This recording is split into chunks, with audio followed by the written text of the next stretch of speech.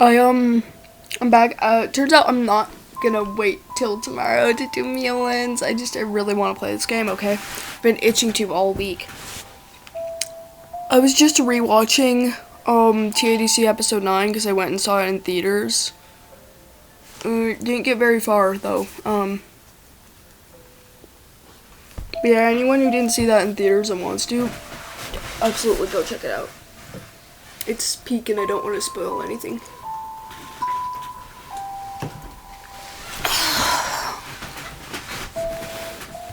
This game is rated 2 heads out of 5. This is your exposition. When you want buddies, enough is never enough.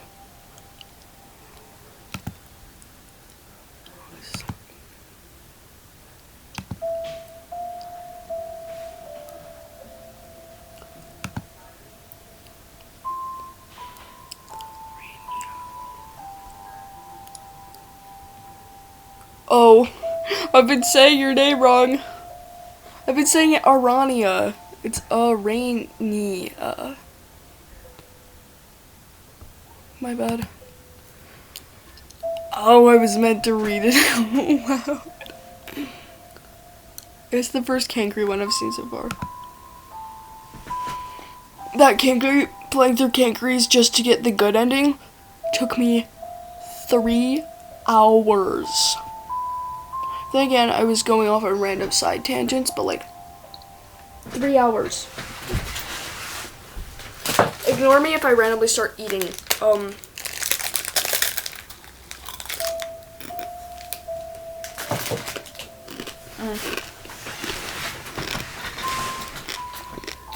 Original POV, do not steal. Oh. I've never read any of these top ones. The winner takes it all. SOS. The winner takes it all. My dad actually really likes that artist. It's cool. I like some of those. The bee is the very model of blue.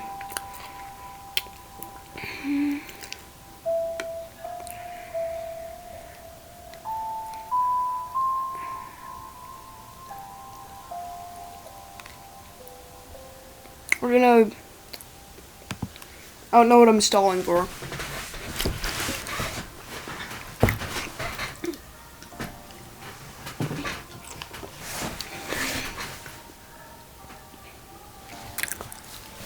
For a variety of obvious reasons, you can't stay at Cankry's hut forever. Even though it's been a very nice time, he's got a cult taker to keep you away from and things to do. And you've got a goal, a hero's journey, or at least it feels like you ought to have one. You're mostly stumbling around trying to figure out what's going on so far, but that's a bit of a quest in and of itself, isn't it? You've left Cankry's hive a short time ago and are traversing the streets of the city with your head low and hood up over your harmless fleshy head. Don't trolls have flesh too? Why did you describe it like that? Y'all have flesh too. I think.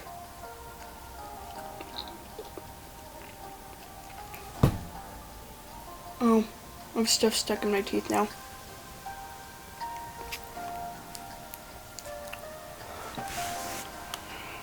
When you see the rumbling form of one of Befriendus' drones coming down the road towards you. It's most likely not here for you, but you don't really want to find out on the off chance you're wrong, so you duck into the nearest store to wait it out. This looks like such a cool place to hang. She looks cool, okay? She's not a named character, she's just a background character. I'd hang with her, okay? That outfit is metal, that hair is metal. Gosh, oh, the plushies are so cute. Huh, it's a bookstore. Well, essentially every one of your new friends has made it clearer to you that not everything on Befriendus is hunky-dory.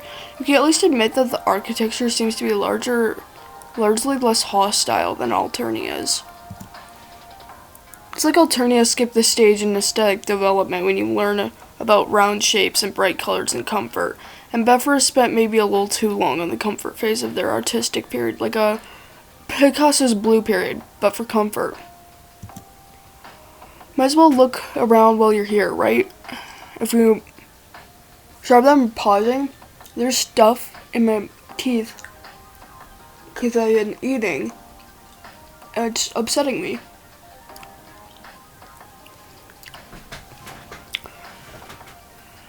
Might as well look around while you're here, right? If you keep your hood on, it shouldn't be a problem. People browse in bookstores. It would probably look more suspicious not to browse in the bookstore and just stand there peeping out the window to see if the drone's passed yet, like a weirdo. I still can't get over how cool this, like, freaking violet blood is, bro.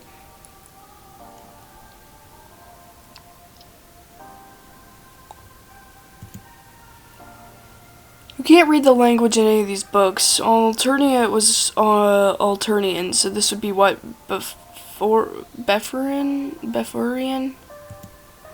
It occurs to you that the trolls you've met are probably speaking the same language, and you understand them just fine. You were able to read some of their messages in Mituna's searches. But you really don't want to think too hard about your flexible linguistic skills being based in plot relevance and launch an existential crisis. And either way, you're really just going off of the covers. I'm very bad at learning new languages. I'm just gonna put that out there. I've been in French class for years, probably ever since grade 4 up until grade 7 when I could stop taking it. And I never picked up a single ounce of French. I know one sentence in French, and it's how to say it's hell here. That's it. That's all I know. I don't even know how to say I don't speak French. And I speak, what? I live in a country that speaks both French and English. If I go to freaking Quebec, I'm gonna get bullied. I can't go to freaking Quebec because I'm gonna get, like, ever in my life, because I'm gonna get bullied for not speaking French. Like, I'm sorry, I'm too stupid to learn another language.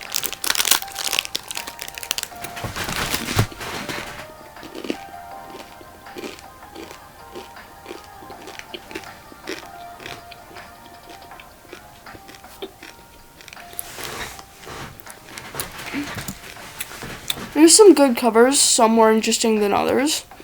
You reach for a display novel with a rivetingly melodramatic illustration. There's a buff lady troll standing on a windswept seaside, roughly pirate blows blowing in the breeze. A second troll with a plunging neckline reaching at her turned back. And the third lady troll making an expression of constipated sadness at both their backs. I don't even know how to picture that. Then someone else reaches for it at the exact same time. Both your hands touch the book simultaneously. Shoujo, the bubbles arise. You turn to apologize since you probably don't need to stare at this book as much as someone who can read it does, no matter how enticingly melodramatic the cover. Squee! What? Oh my god, she's so cute!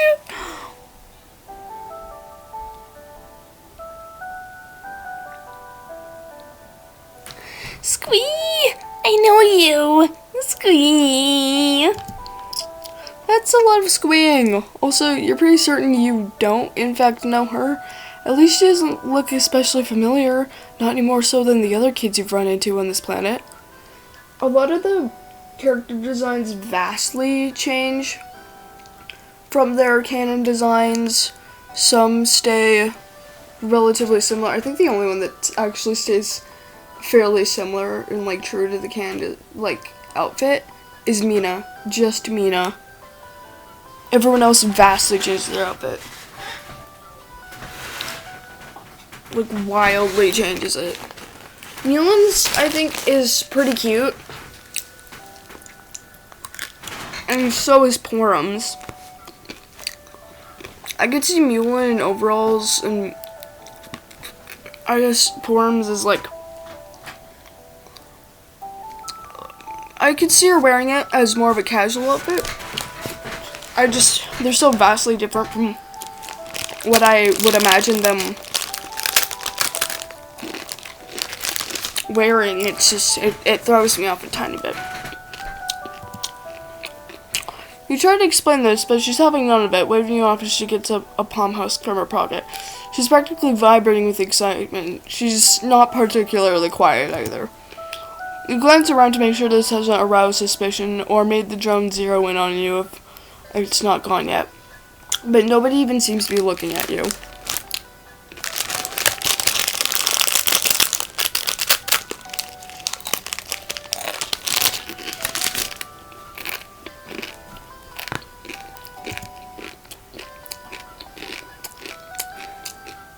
I should stop eating while I'm freaking recording this, especially because I need to be voice acting right now.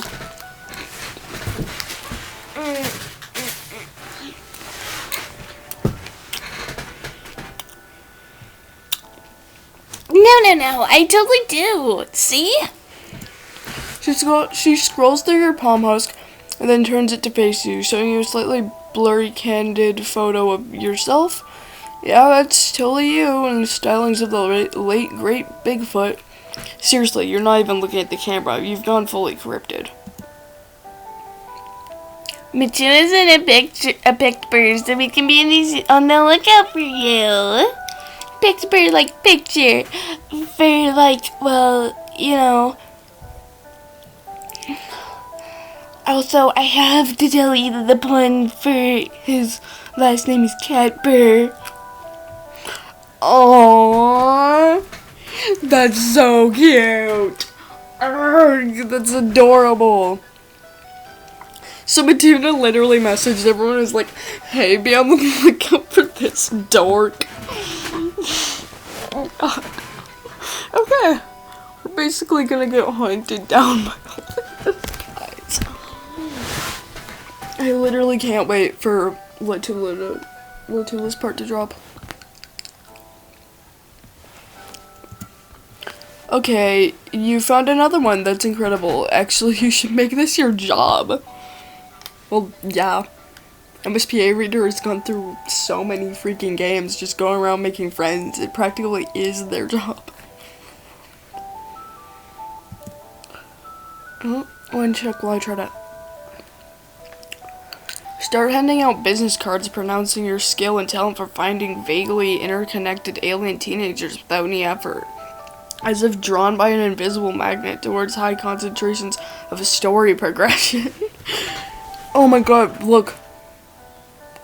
I even noticed they have the little romance symbols on the thing, meaning these are all romance novels. Romance.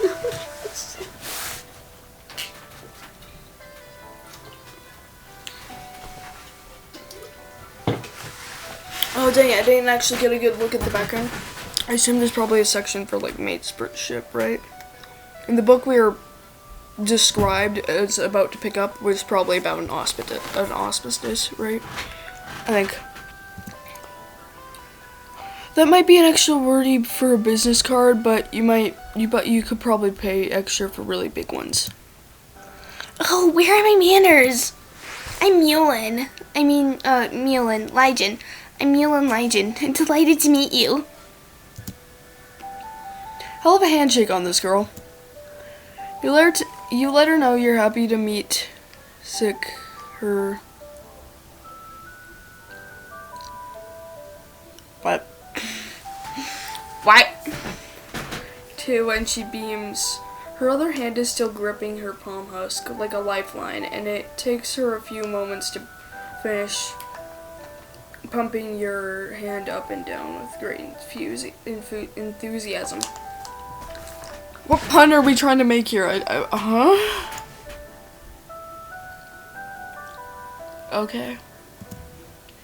What's your plan right now? Where are you going? Wait, scratch that. I know where you're going. Such a good idea.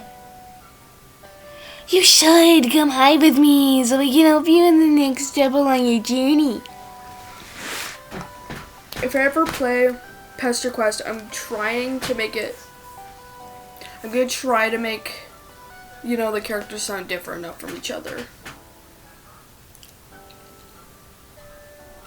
I'm making her voice a bit more,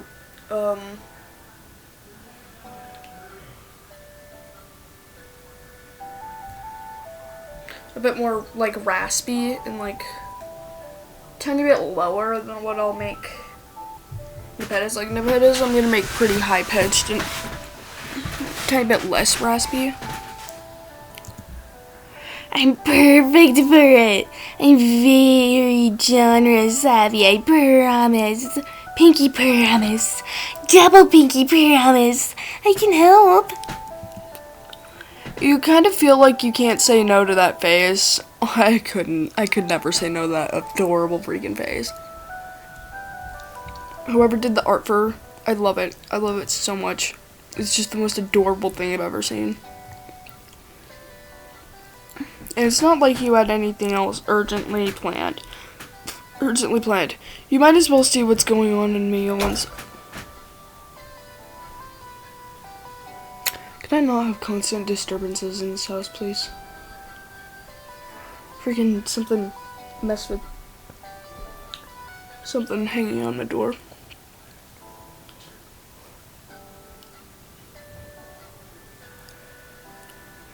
You might as well see what's going on in Meulin's life. Maybe try to get a sense for what else you should be doing with your time on Befriendus. Yay!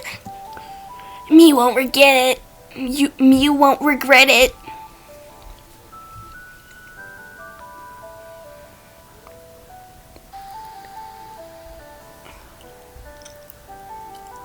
I feel like I'm making her sound a tiny bit like Fluttershy, but like a more like Fluttershy, but with like Pinkie Pie's personality, you know? Meulin entirely abandons the melodramatic novel you both have been hovering around. It looks quite forlorn about it, but that might just be the general tone of the cover art. She gets a hand around your wrist. Yeah, see, wait for a second. Section. It's stuck in my teeth. How? She gets a hand around your wrist, and you're really pretty sure she's gonna tug you the entire way back to your hive before she even does it.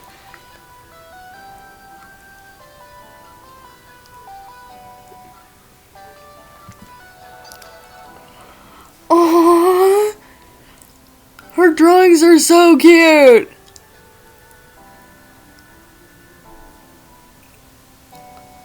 Just, oh my god. Look at her big looses. I want to pet the kitty.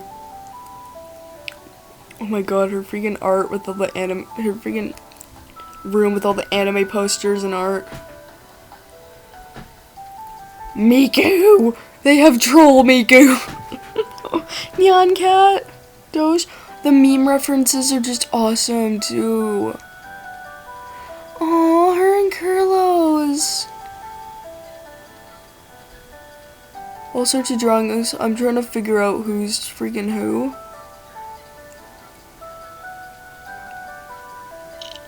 Oh.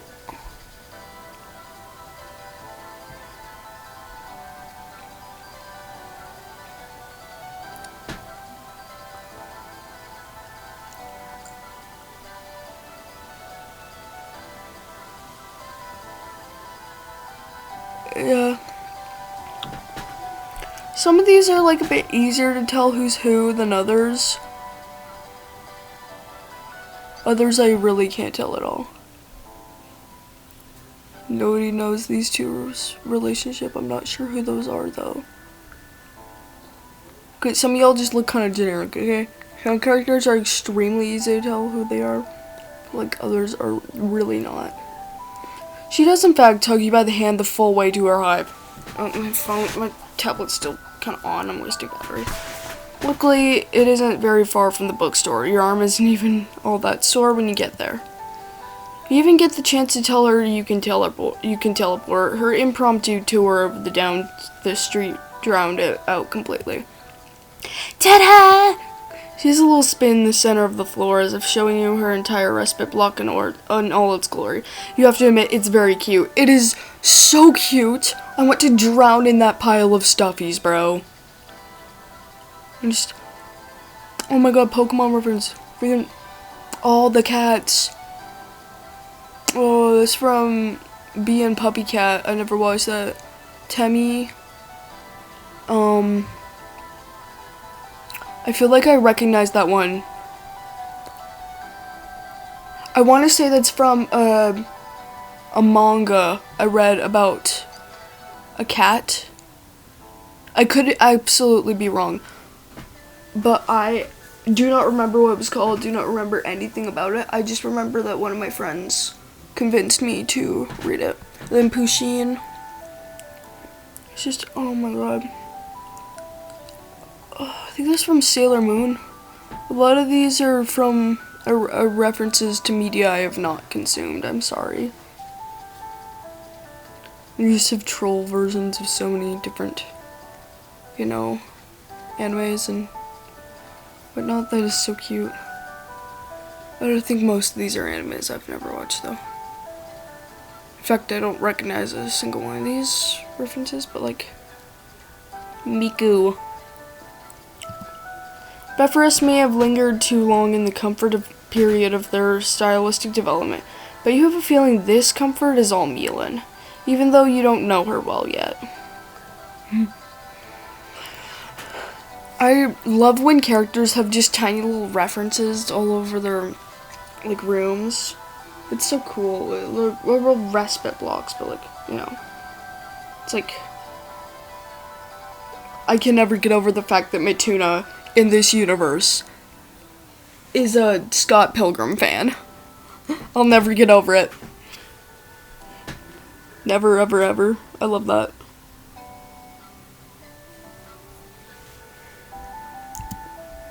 This is where the magic happens, but not like literal magic that's not my department.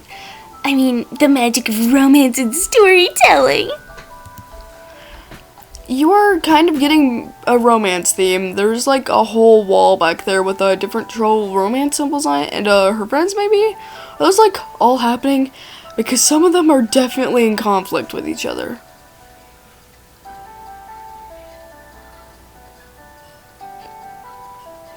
Aw, you can see, I think that's Curlo's and, oh, my mouse is a white square now.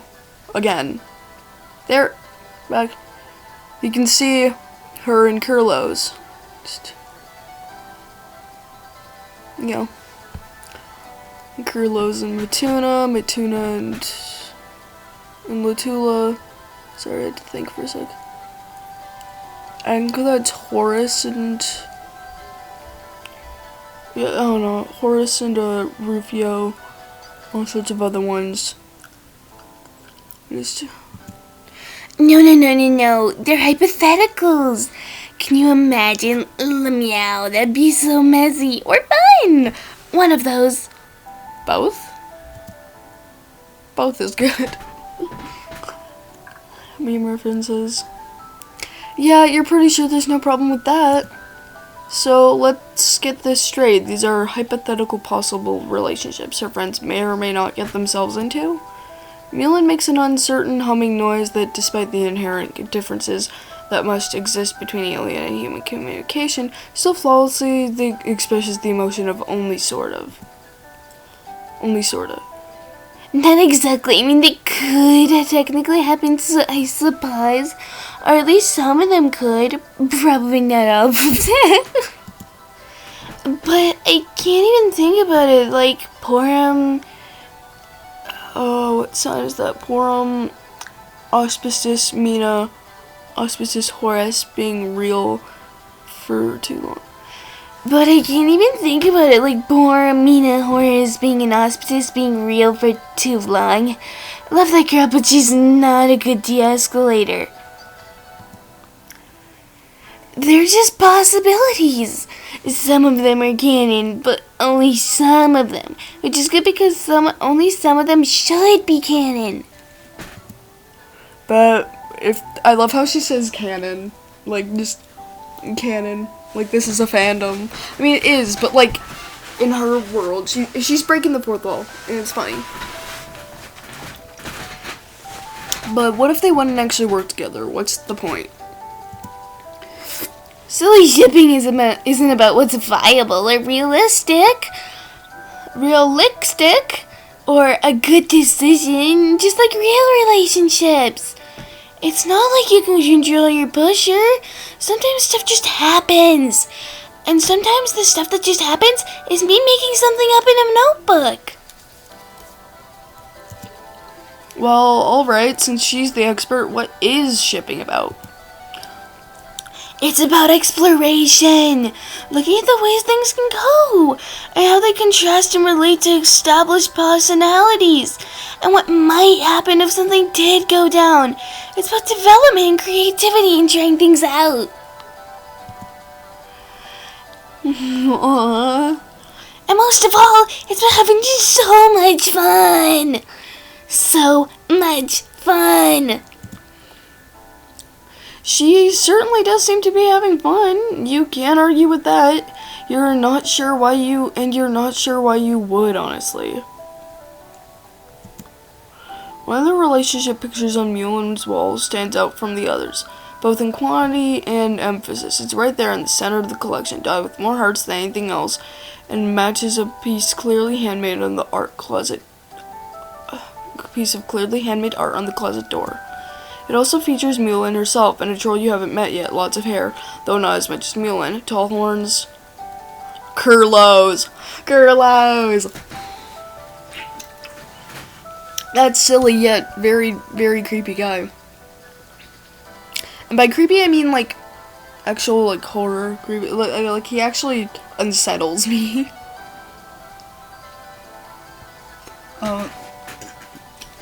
He's scary, but he's silly. He's also a silly.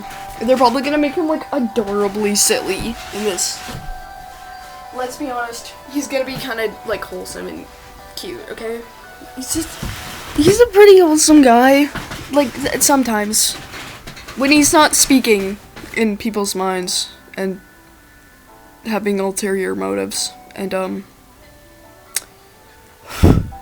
whatnot. Yeah, I think I honestly think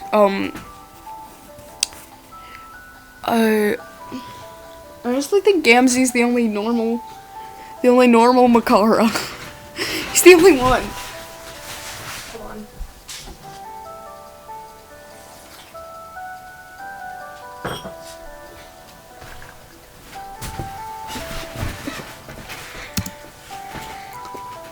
Meulin catches you looking at it and immediately does something bashful and excited with her hands and face.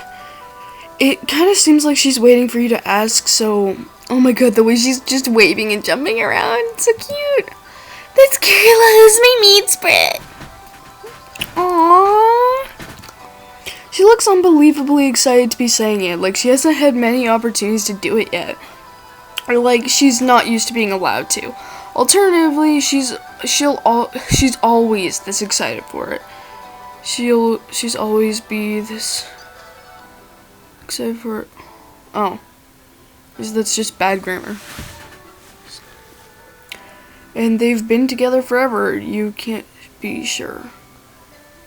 She's always been this excited for it, and they've been together forever. You can't be sure. You guess you could always just ask. Maybe you shouldn't ask, actually. She started fanning her face like she might actually burst into flames. You don't want her to burst into flames. That wouldn't be a great start to this friendship adventure, and her room is like completely covered in flammable material. Oh, her tail's like green instead of blue. Because, yeah, normally both Meulin and Nepeta's tails are blue. Also, you're pretty sure Kurlos is also the name of Matuna's Moirel, so that's cool. You love callbacks. Aww.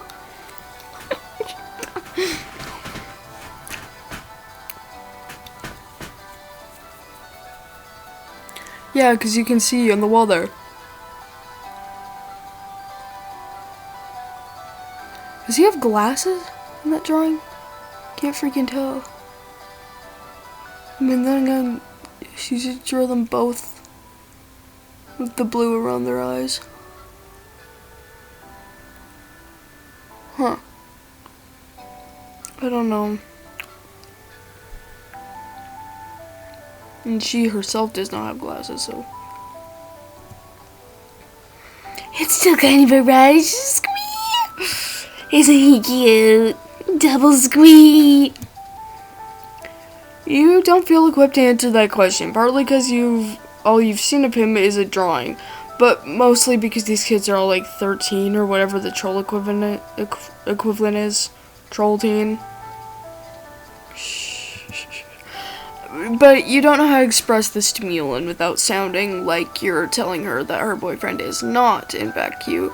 So you just sort of ask what else she does, other than draw her friends, canoodling and putting them on her wall. Not that that's not an acceptable hobby, just there's a lot of stuff in this room. You're fairly certain she must make use of some of it. Notification again. Oh, well, all sorts of things. I keep very busy. She starts counting off on her fingers.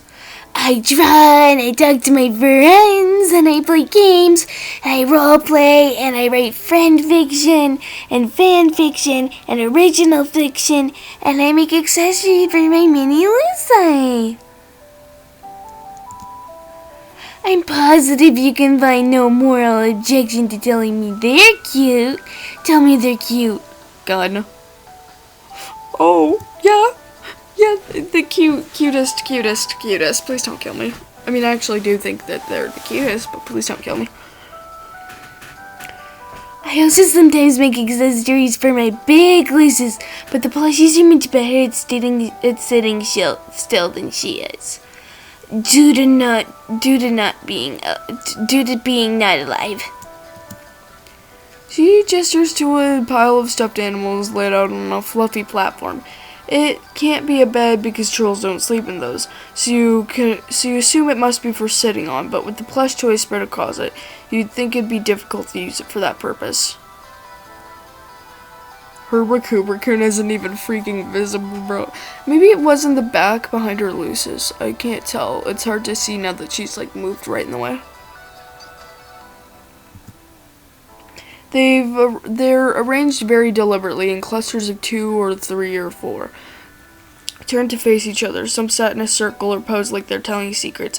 One of them as far away from the others as you think Meulin could put it, so it's nearly falling off the furniture. So much so it's nearly falling off the furniture. Is that like a least favorite? They are cute. Thank you! I know. You're kind of wondering about the posing though. Is this some kind of pantomime or... Meulin just gives you a delighted smile that makes it clear she was just waiting for you to ask. Oh, well, since you asked, I've read all these little guys for sleeps. I've slowly created stories and roles for them. It's been very natural. Just sort of growing as I play with them. They're my main inspiration for the original story I'm writing. It's my first ever time writing an original story with no inspiration or other people's characters or anything. Try not to make her sound too much like what I'd make Terezi or Nepeta sound like. No? She's like a mix of Terezi and Nepeta for me. That's what I'm going for. She peeks at you out of the corner of her eye, which may or may not be a genuine attempt at subtlety. I don't suppose maybe you want to hear about them? Well, how can you say no to that? Meulin jumps in excitement, clapping her hands together. Perfect! Come closer. You can look at them. Don't touch them though. They're arranged for max inspiration. You obligingly come closer. Decisions. Who to ask about first? Oh, just look at how cute these are and so cool. Like, just they're cute and cool at the same time. Her music's pretty cool.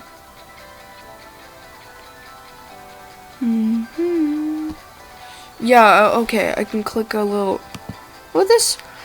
So, the center of the Corby of Princess Snugglebot. Look at her. Look upon her. She's the kingdom's beloved, precious princess and future queen. And she's a delight. Her dress, I made it. Do you like it? I love it. It's just the cutest. Oh, it's just this most snuggleable face.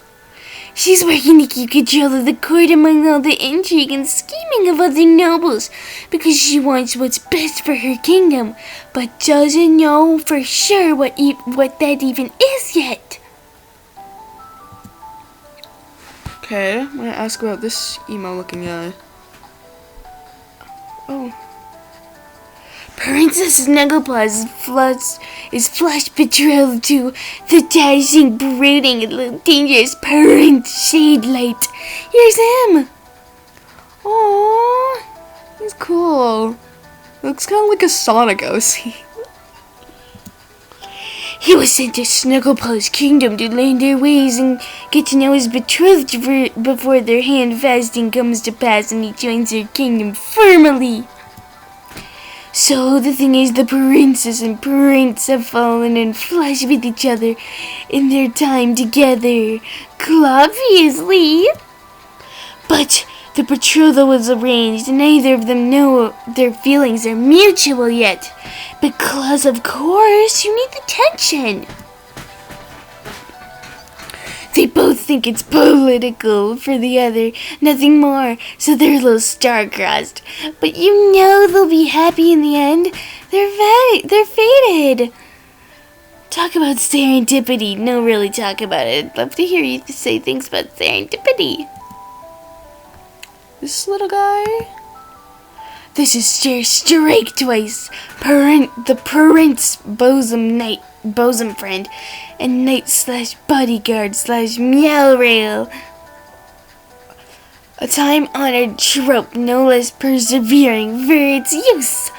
Some of those things are tropes for a reason. I have a feeling the princess reminds me of Meulin. Prince reminds me of Kurlos. The knight here reminds me of Matuna. If that makes sense. And Sir Strike Twice is secretly in flesh with Captain Heartfang. Squee! I'm assuming that's who this is. Captain Heartfang! Yes! Sorry, I just think she's very cool. Okay, this is like Latula. You don't know yet. You don't know about how she's cool.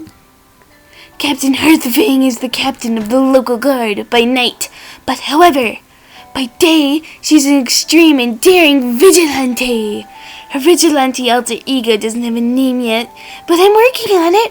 It's just gotta be really extra cool. Oh god, my neck hurts. My neck really hurts and I don't know why. I wonder if anyone knows that's like an expert on cool. Real writers consult the experts. Experts. Yeah, I think there's two experts on being cool. Especially Latula. Latula's like the expert on being cool, you know? She helps in ways she doesn't always have the capacity to during the night because of corruption in the dark corners of the city. She also deals justice, which, you know, is like her post-scratch self. Like Latula's post-scratch self. Red glare. Neophyte red glare. Red glare's skateboarding sprite will never, ever, in Distant Quest, will never ever cease to make me laugh. Cause she's not even on a skateboard, they just take her sprite and they move it around. And it's like, it's so funny. Just, please go freaking, if you don't know what I'm talking about, go watch someone's, like, playthrough of Red Glare's chapter and just wait for it, okay?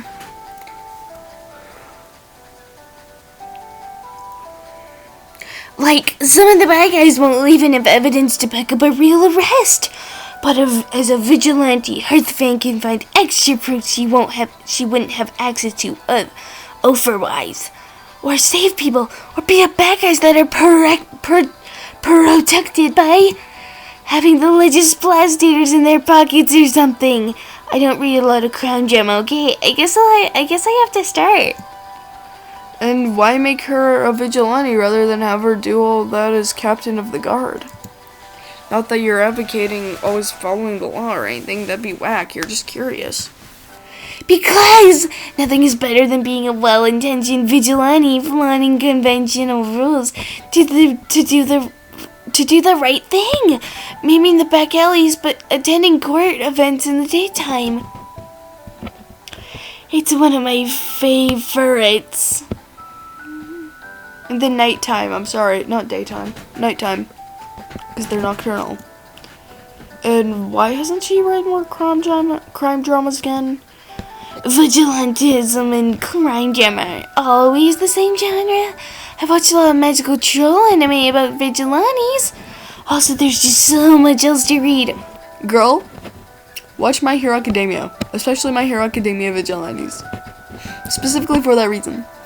This girl, no, I bet you she would be the type to watch that.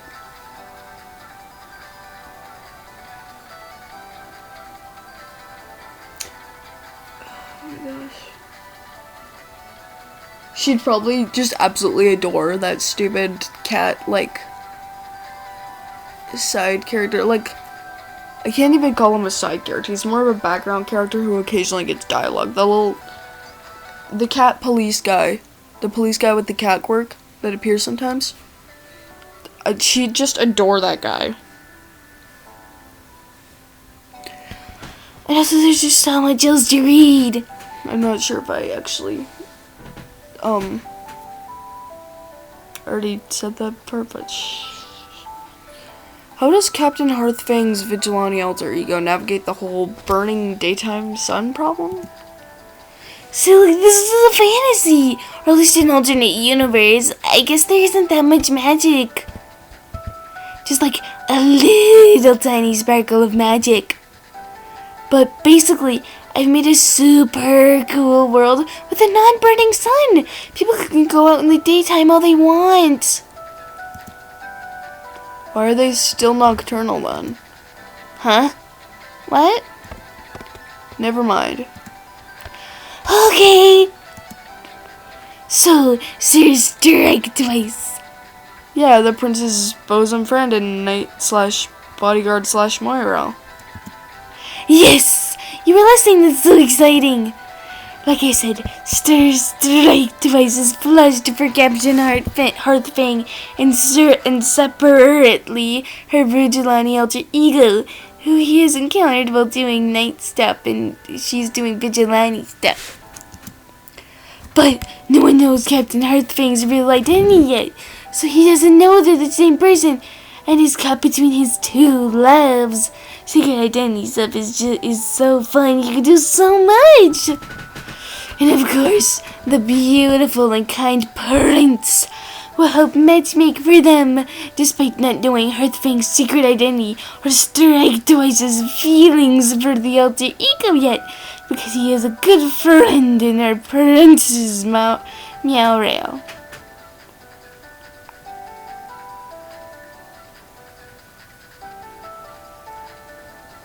Oh, the beautiful and kind princess. I feel like I might have said prince. Sorry. She's practically vibrating in place for a moment, her hands flapping at the speed of light. It's very sweet. Yeah, her Rickerpickin's in the back now. Yeah, it's there. Hard to see. I have a whole moment planned out for that. I have a whole moment planned out for that. Just planned out for that. Just squee. It's so good. It's so good. It's so fun. A few, like, grammar mistakes are in her dialogue, but that's okay. So, the daring vigilante captain in her captain persona has tea at the Paul's garden with some nobles. And the nobles are, oh my god, she started flapping her hands even faster. Oh my god. She's gonna like die. She's gonna explode. Oh my god.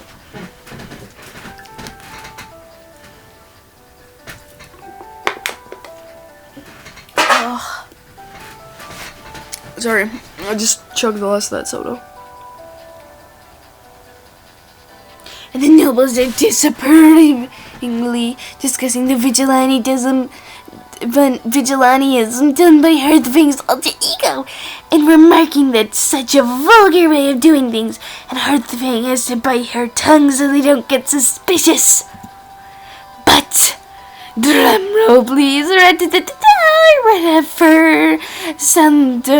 whatever sound a drum makes. Sir Strike Twice was beyond punished by General Courtiers, and the prince's bodyguard speaks out out of turn to defend the vigilante from those rude nobles, not knowing she's there to see him do it. Can't you just picture it? You can picture it. You bet it'd have a very dramatic moment for their relationship building, a turning point even. Meulin heaves a happy sigh. Whatever. You really get it. Okay, that was some romance and action. Now we're heading into Drama Station. Choo choo, all aboard. Wait, hold on just a second. You already talked about Prince Shadelight's best friend. Does Princess Snugglepaw have one of those? Oh, well, no. That's fine, obviously. Not everyone has a best friend. For instance, you are a big fan of all your friends. No matter how many you happen to make, you just were wondering since you met Prince Shadelight's best friend and he's not even native to the kingdom. You know, I really appreciate your investment in the story. I don't get that a lot. Sir Strike Twice actually came with Prince Shadelight from his own kingdom as his bodyguard, so they've known each other since way before. And actually, Princess Snugglepaw doesn't really have a best friend right now. And she doesn't have a Meowrill or a Kismisses or anything either. Just a betrothal with Shadelight. Like I said, she's trying to figure out what's best for her kingdom, and she can't always trust Ephorion. She has friends, of course. She's very well liked in the kingdom. I mean, why wouldn't she be? Just look at her. She's very cute and good. She's good at things, and she's so central to the plot.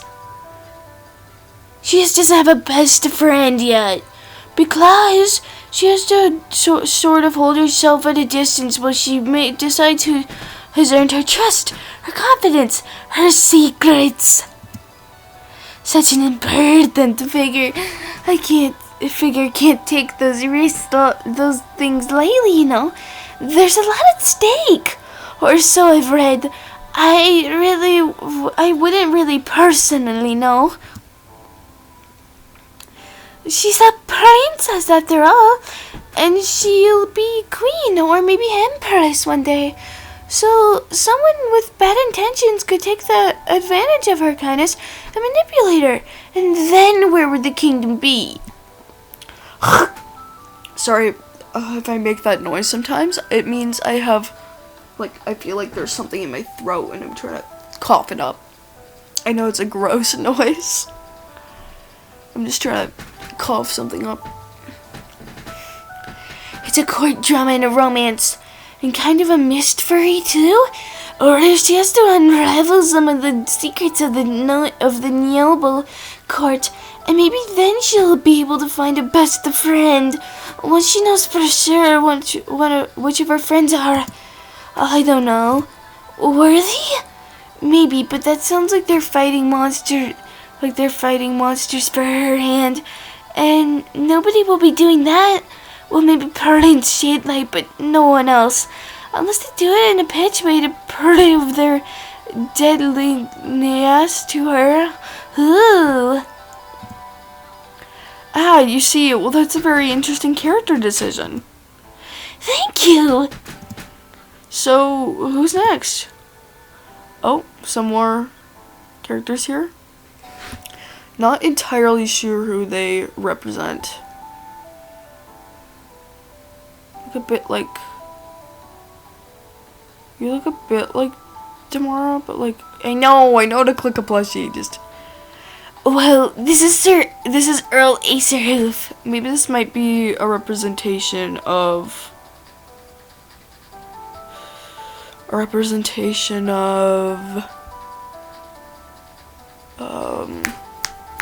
Horace. I'm sorry.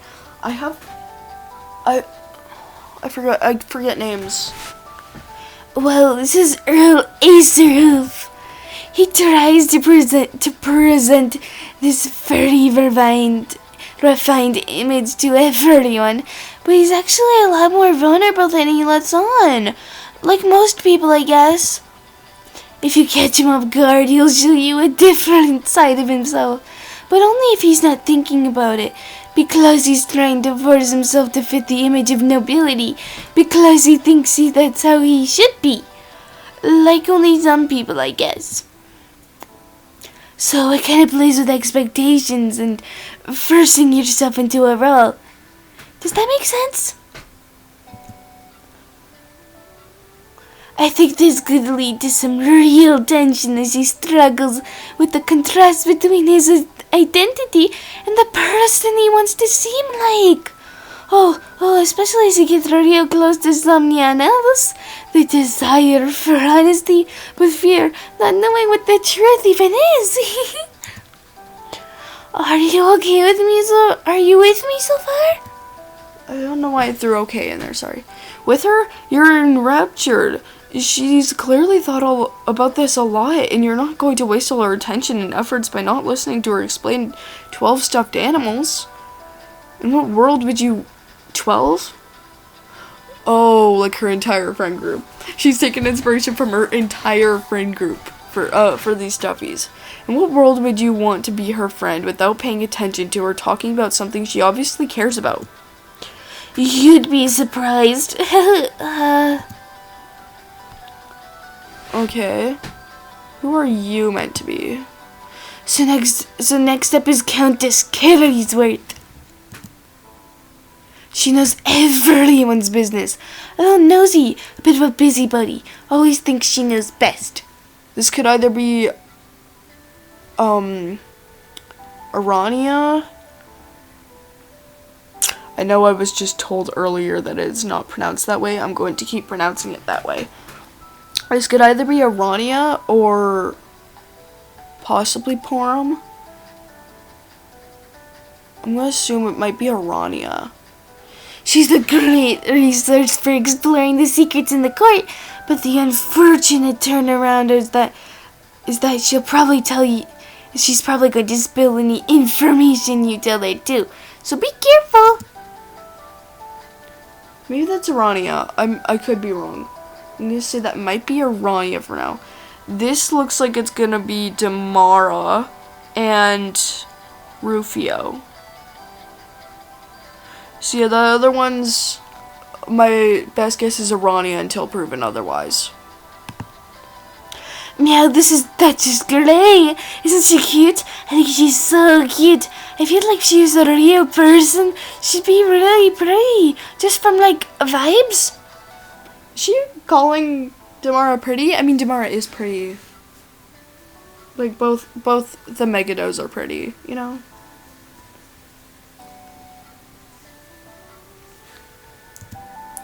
She and the princess are old friends from when they were younger, but she's become weirdly reticent in recent years.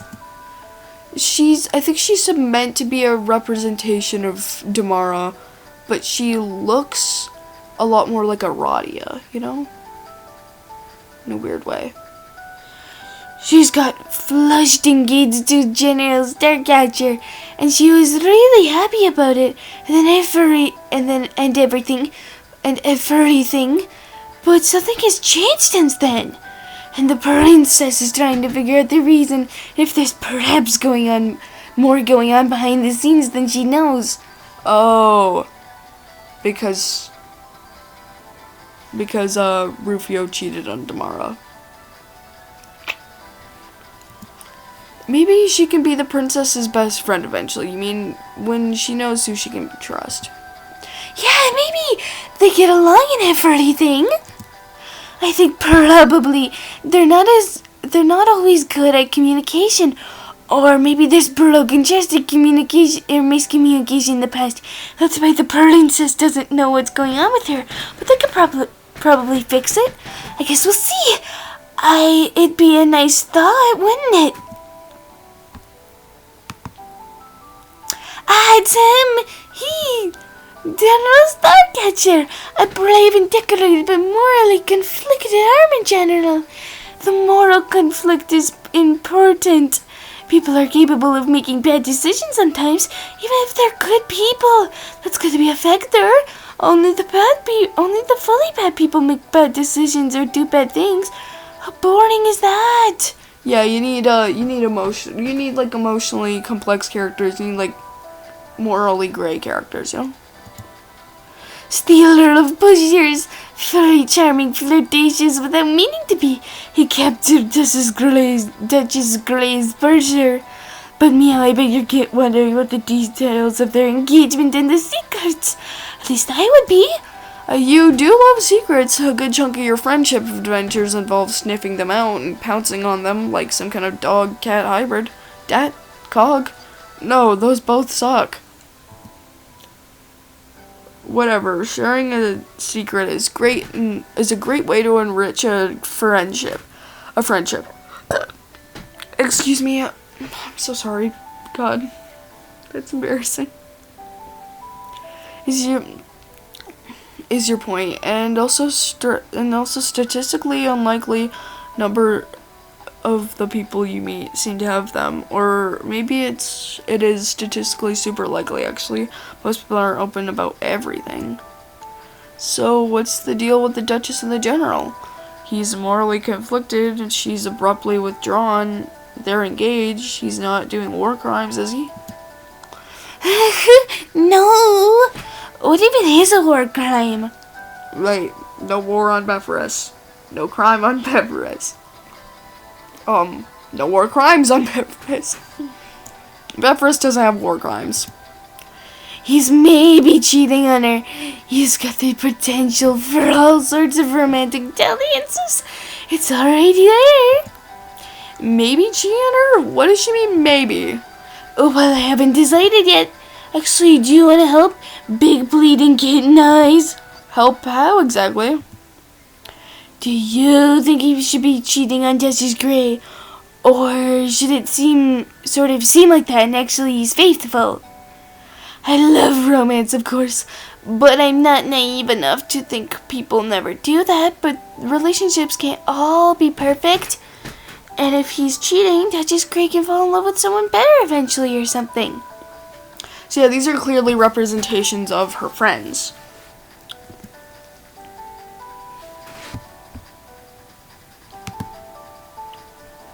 Save.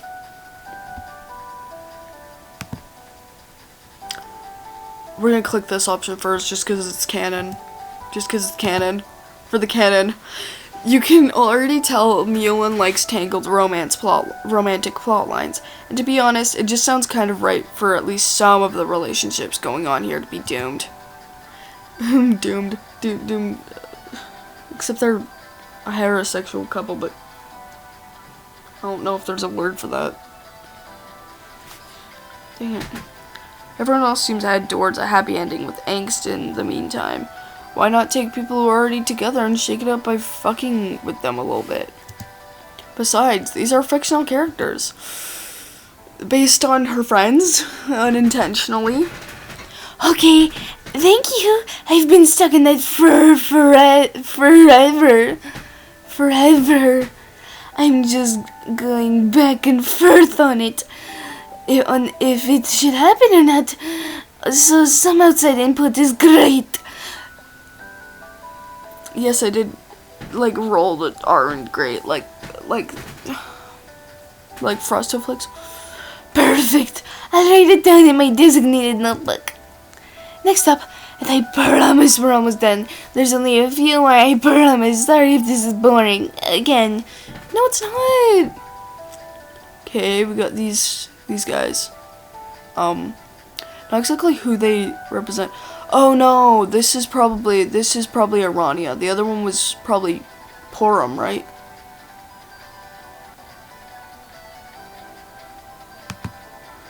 This is Lecturer Busybottom. Oh, Lecturer Busybottom. Okay, that's Cankry.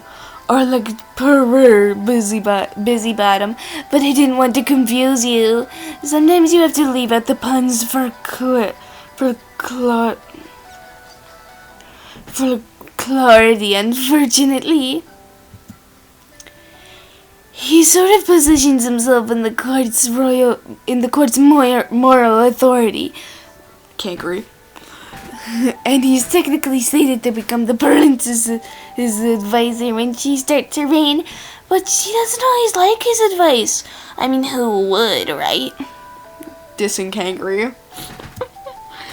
Fair enough, in your opinion, people rarely enjoy all the advice they get, even when it's all good advice. Sometimes people just don't like being told what to do. And then there's this guy. Lord Abracadazzle. He's a magician or a wizard? Oh, that's Cronus. I can never keep track of the difference. Is there one? He's got a noble background lineage, but get this. He's flouting tradition to pursue magic. Maybe even a court magician role, but the role doesn't even exist yet. A thoroughly unorthodox goal. Then how does he know he wants to do it? Meulin freezes for a moment before bursting back into a general flurry of words and actions. Well, presumably other kingdoms have them, so he's heard about it. You see, okay then. Yeah, it makes sense. This is probably Mina. Oh, this is Baroness Gemspot.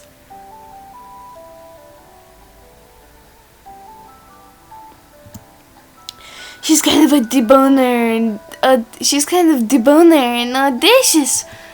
She's actually currently away from the court, which is why she's all the way over there.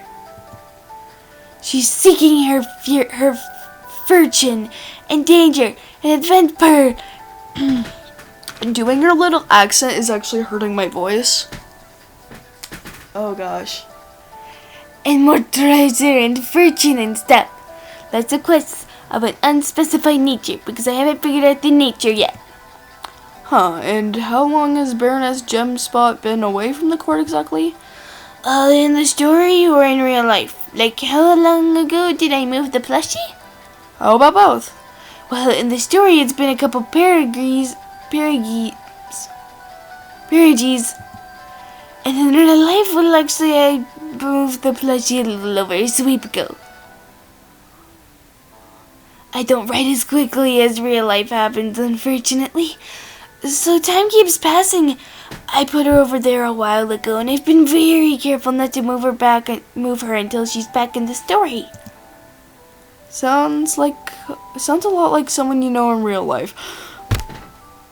Now that you think about it, except Meulin did it first, you guess. Like Mina going away to the moon. So yeah, these absolutely just straight up are her friends. Also, you were definitely right about that platform being unusable for the purpose of sitting if Meulin is that careful about keeping all the plushies in their proper arrangement. Plopping down on these cushions would definitely topple a few at the very least. And then there's just one that... Marcellianus Peter Pet. The crowd goes wild. She's not my favorite or anything, but I have to give it some build-up because we're almost done. Sorry, Marcianus Peter Pet, please forgive me. She's a Marcianus, obviously, pronounced Marcianus. Oh. I was pronouncing that. Not that you didn't hear me say it just now, but you know. But more importantly, she runs the castle library. Yeah, that's definitely Aranya. Meaning the other one was probably Porum. A purveyor of books, this little squeak beast. And I know you're thinking I probably want to eat her, but I don't. I don't eat squeak beasts. My pounce mom thinks it's a rebellious phase. She eats squeak beasts. She talks a lot, very squeakily, like many cartoon squeak beast stereotypes, but her bookish exterior is only part of her personality. She could be quite devious and more dangerous than you expect for such a book wriggler. Dangerous? No, that's stupid. Dangerous? How exactly? Well, you know it's often the smart ones you have to keep against your bum. They're conniving. And the Margiana's better bad than Befriendus Gems, but have something a little intriguing going on. Oh my god, they're sapphic. Like an evil plot? Conniving evil plot to go with how she said the Marcianus is a little devious and conniving. I literally just forgot how she told me to pronounce that. No, silly. I mean, I suppose that's also an option, but my personal priorities here. Like a ship! One of those back and forth confusing ships where you never know what quadrant they'll land on in the end. Just thinking about it. One minute they all seem a little flush, and the next a little peach, a little pale. Not even they know.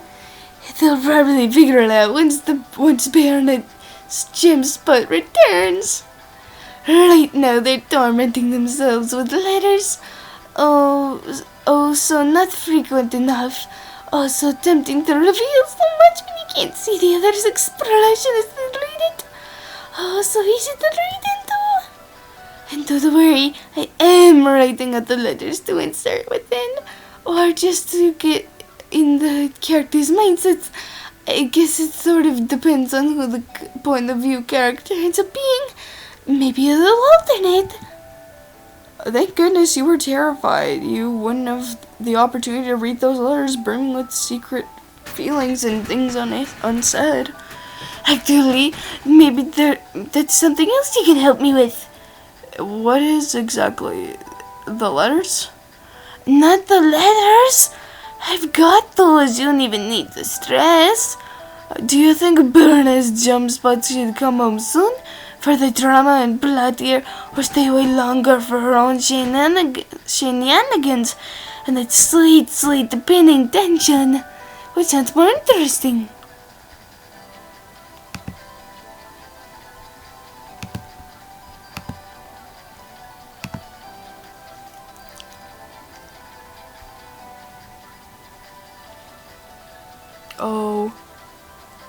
Oh no, which one's gonna get me which ending?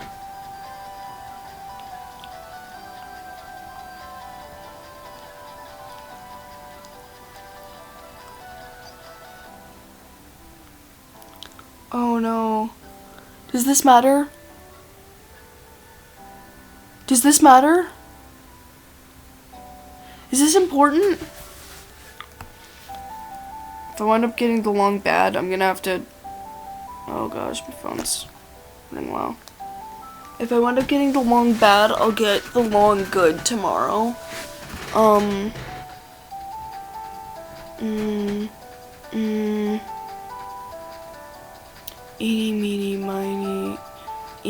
meeny, miny, moe. Catch a tiger by the toe. If he hollers, let him go. Eeny, meeny, miny, moe. Yes, I did just do that, okay? You mean, come on, Meulin, come on. She can't stand there straight face and tell you she doesn't want to draw out some long-distance ambiguous relationship instability. Two pushers so close yet so far, only able to express themselves through words rather than actions, constantly editing themselves to keep from being too barefaced.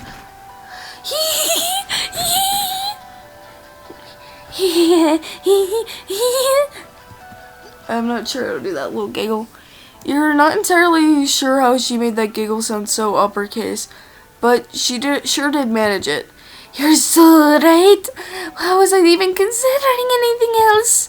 Okay, she'll stay at least a little longer for the building tension. But that's the very last plushie that's involved in my original fiction project. Thank you. I'm curtsying for your applause. You applaud obligingly. Hell yeah. It's very exciting because I've done much more for fiction and fan fiction. It took me a long time to get comfortable writing my own original stuff. It's like taking off the training wheels, but for writing. I think you unintentionally wrote more friend fiction. I'm sorry. These characters sound a lot like your friends. A lot like your friends. It's really fun, but it's a lot more work. Actually, Meulin is giving you a very considering look. It makes you a little nervous, actually. You don't think she's going to hurt you, obviously, but it does kind of feel like you could end up the villain in something if she's unhappy with you. Since you've been so helpful, I actually would love your help with one more thing. Only if you wouldn't mind. One more thing for this story, at least. If you're not too bored of me talking about it. Sorry. No, I love your story. I love it so much.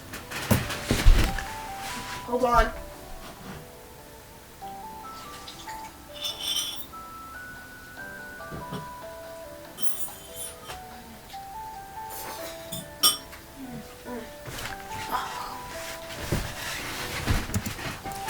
It's just, you've really proved yourself with your ideas. So, if you wouldn't mind to tailor me. No, go ahead. You don't mind. What is it? Yay! Well, in that case, I was wondering if you had any ideas for a new twist in the winding story of the kingdom. The plots are getting a little stale, and I'd love an outsider perspective. I can't usually ask people for help with this one because they'd have to know all the ins and outs of the characters. And 12 characters is a lot to ask people to sit through. Thank you again, by the way. I feel like that's a kind of nod at how some of the troll characters go a little undeveloped and Homestuck. Like a lot of the characters go really undeveloped, actually. Because, it's too many characters. Same with My Hero Academia. Just so many goddamn characters that a lot of them just get brushed aside. Some of them only appear like once and never again. Any thoughts? You straighten your back, mustering up all your most genius fictional concepts for a story that is a court drama, a romance, and a mystery. Excuse me. Feel like you've been unconsciously waiting for this chance all your life. You've been storing ideas in the back of your trope brain for years, unknowingly awaiting this very moment. Destiny has brought you unerringly towards a situation where you'd have to call upon all that you've learned. A moment when someone would ask you for an idea that works within 3 overlapping genres, an idea that heightens tension, an idea that works within the existing framework of characters, an idea that makes a cat girl happy. All your fictional experiences had led you to this fictional moment.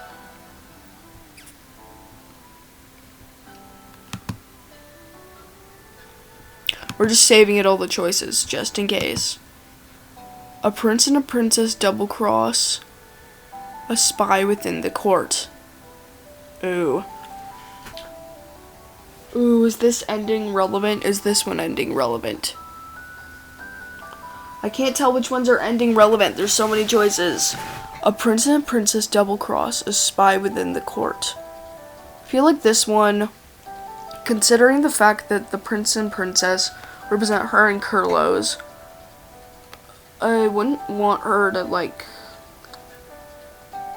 That feels a little insulting to their relationship, okay? A spy within the court. A spy within the court is sort of brilliant. You think there's a whole lot of potential for one. Who is the traitor? It could be any number of beloved characters. They could have their own reasons and people they're reporting to behind the scenes. There could really be some additional spice with that in your humble opinion. Ooh, yes! I knew I was right to ask you. Oh god, my voice hurts a lot, actually. Potential is right. It's ripe with it. She perches her fingers before her mouth, tapping them together in an overacted portrayal of a scheming supervillain at a desk. I mean, not even just a question of who and why. So much more. Deception, betrayal, redemption. They could turn around and betray their gold for love, for friendship, for a sudden late onset sense of decency. Ooh. Maybe they're motivated by their own needs and goals. Something held over their head, and they have to untangle their desire to do the right thing with the fear that accompanies what they will lose if they fail. She has an excited little twirl in place. Thank you for the idea. I promise to make good use of it. I really appreciate everything you've done for me tonight. Listening especially, that was so nice. And now I'm thinking to show you my appreciation. Maybe. Well, I could incorporate you with your open permission into one of my current fan fiction ales. I can count you as a friend, right? At least almost. Well, you certainly hope you're on your way to friendship. That was the goal, after all. That and the progression of the plot. So she wants to add you to an AU. Yes, I'd love to put you in. Write me out. I've got an extra special one I'm working on. It's still in the planning stages, but I think it's really coming along. Do you want to hear a little? Decide what you want to be? What you'd want to be? How could you possibly not want to decide what you want to be in a fantasy version of real life? Okay then. This is my most recent important friendship fiction AU. Super fun, super trippy, super sparkly. It's... She poses. Another pose, this one a little sparklier. Magical troll AU. Oh my god, we're magical girls. Oh my god, I'd kill to see most of these characters as magical girls. Just imagine Batuna as a magical girl. Or Cronus. It'd be like the best thing. Like Cankry. I just... Honestly, it'd also be really adorable to see Mina as a magical girl.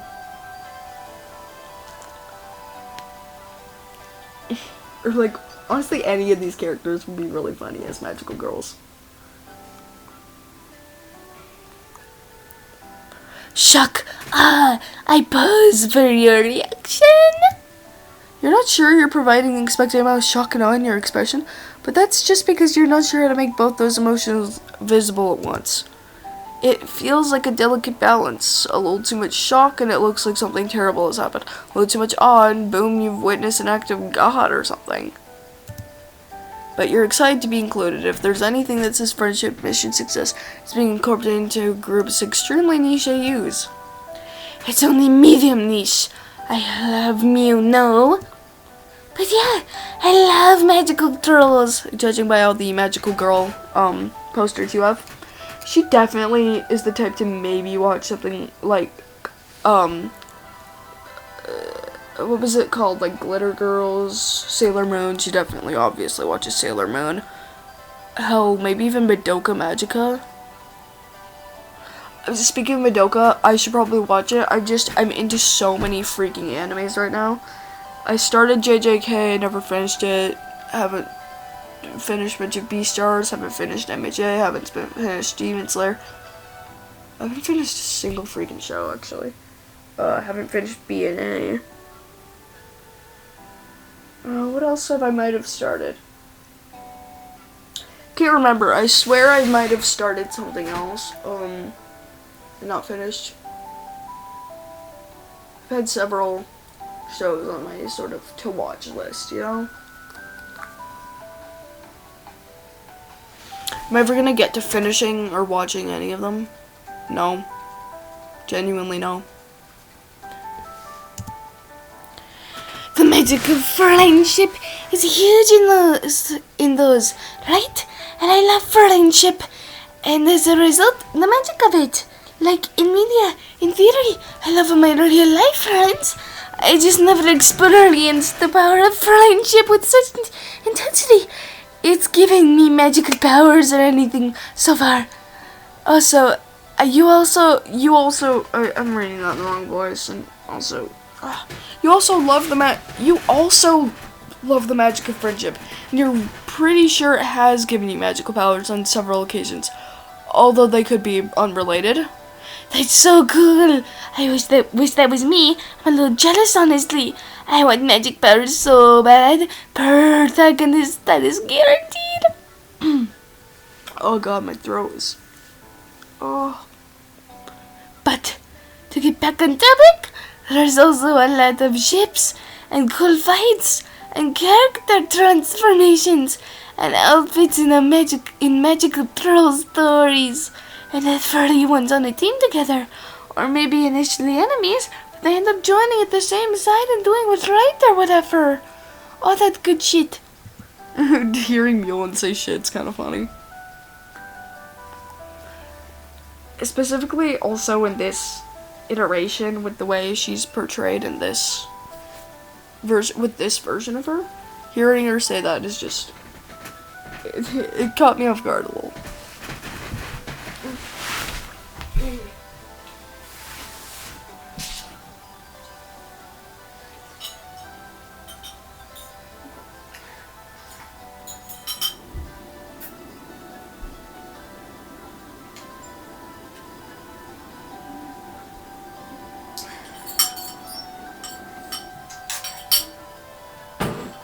Sorry, I had to pause to finish my leftover ramen. I also have that block of dry ramen because I was gonna make two blocks of ramen of different flavors, but the pot was not big enough to have two different blocks of ramen, so yeah, I'm just eating one like raw now.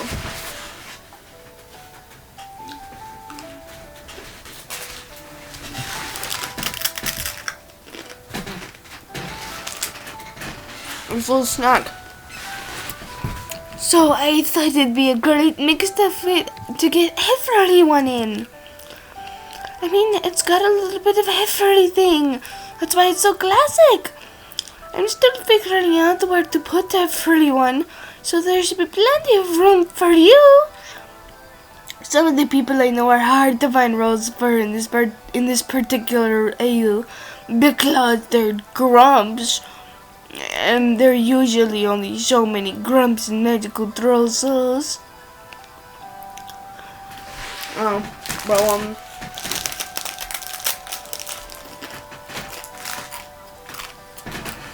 this one can be like cool and this AU can be like cool and different from all the magical troll shows, with like a magical girl anime. No, like kind of like Madoka Magica, but like not exactly, because it's not angst. They're just all. It's not. Okay, maybe there'd be a little bit of angst, but like. Also, a lot of the characters just being grumpy and like, you know, jerks, and but also nice people at the same time. It's like they could be fine. What she got so far then? Oh hell.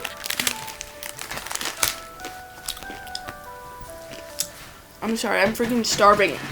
I know I said I should stop eating while I'm recording, but I'm really hungry. I'll give a quick little overview. The quickest. I promise, not like last time. The furry basics are as follows. Do I sound like a professional shipper lady? Maybe? writer, a U presenter, who knows? Most of these aren't jobs. Yeah, 2 of them aren't jobs. Writer is a job, but like, I don't know. Still.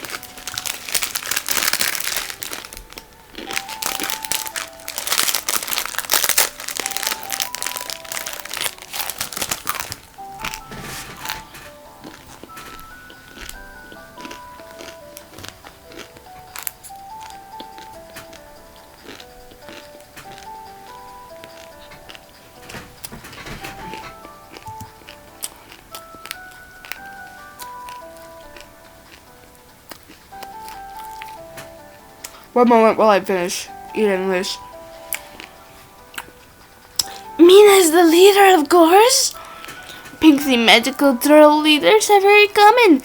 And then, of course, there's her personality. She can handle be given given enough a role very well. Yeah, you think that tracks. And Burlos is also a very important character. I couldn't have it any other way. I wouldn't have it any other way.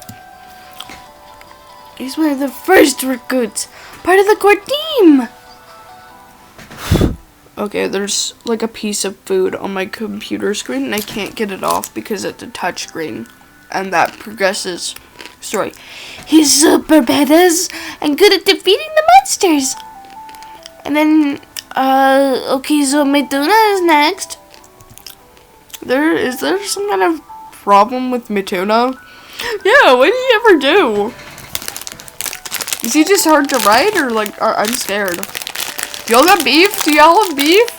I don't want y'all to have beef.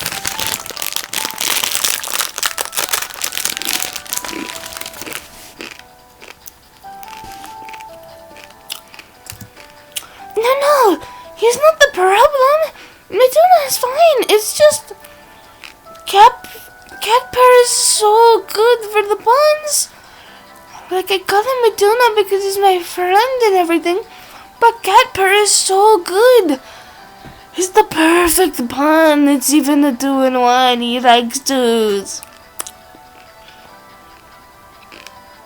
Because he's a captor. All the captors like 2s, okay?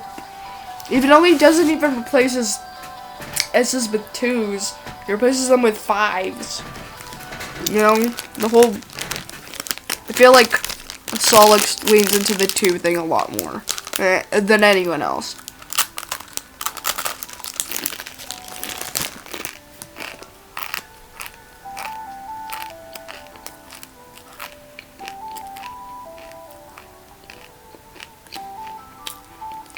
It just doesn't sound right when I call him when I just call him by his last name.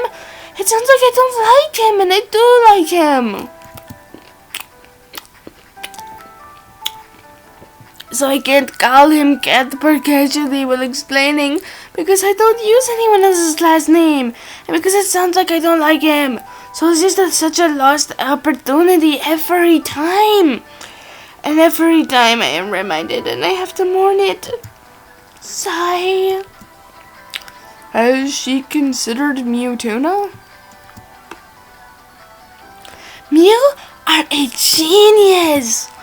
You are a savior of your kind. Like, also tuna, because, like, cats like to eat tuna. It's still a 2-for-1. Hey!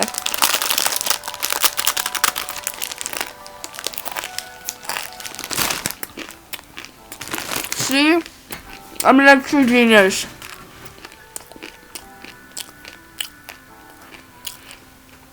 I'm genuinely a little mad I didn't come up with it first, but I won't hold it against you. Thank you for your service.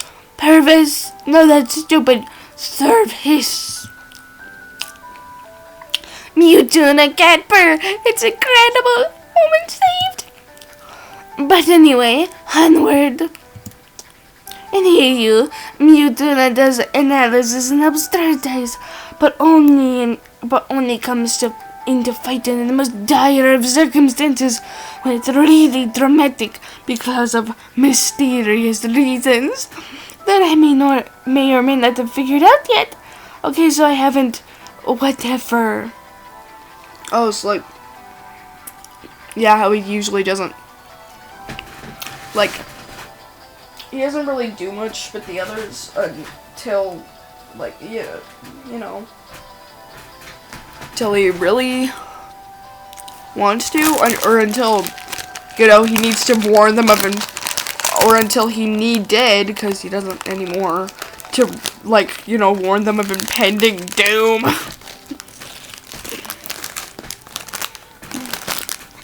Which I feel bad that no one believed him. Oh god. Oh no, I've gotten crumbs of raw ramen all over my laptop and bed on accident.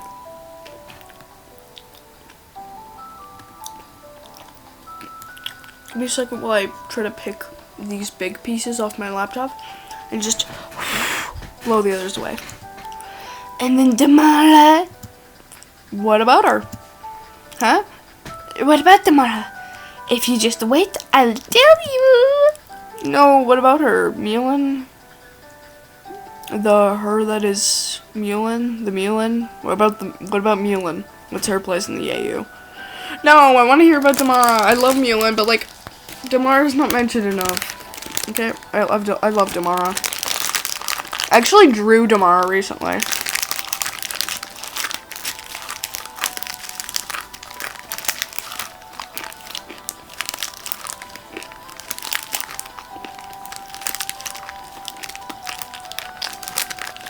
I'll probably post that on like my Tumblr and Reddit. Not really on YouTube. If I'm posting art on YouTube, kind of hard. I don't know.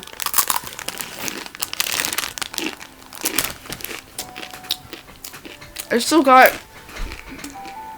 some art to post for Pride, okay? I think 2 particular drawings.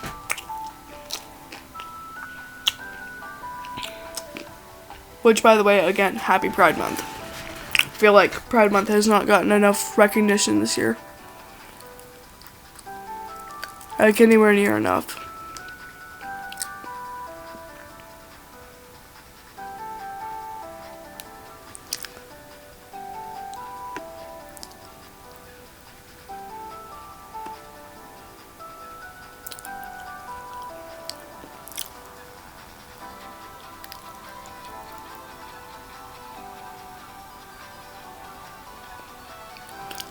Oh god, it's getting hot and I want to turn on the fan again, but it adds so much extra background noise.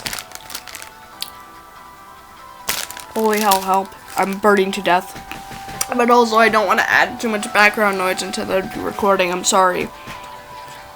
Oh god. It's so freaking hot. It's fine, it's fine. I even have my window open right now and it's still too hot. Oh, She shifts on her feet. I actually haven't decided about me yet. Is there any particular reason why not? You mean you wouldn't usually assume there was a particular reason, but the way she responded just then was very suspicious. So now it kind of feels like there's something going on here. It was not suspicious. I mean normal. Normal, you hear me? Excuse me. I keep freaking burping and whatnot. It's just, gosh, sorry if the recording picks that up. It's blah. I don't know. Can't decide where to put myself, I guess. I've tried a bunch of different possible positions and everything, but no matter what I do, none of them seem to fit right.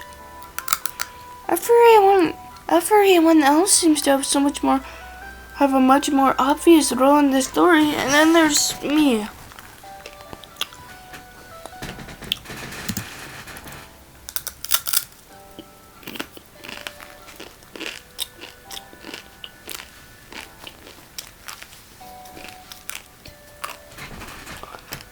Oh god. Ow. I don't know what I would bring to a magical troll team. I don't know if I really have any skills that would be useful. They're like the cheerful one, you know? You're probably pretty good at fighting. Like, you got a lot of cool skills.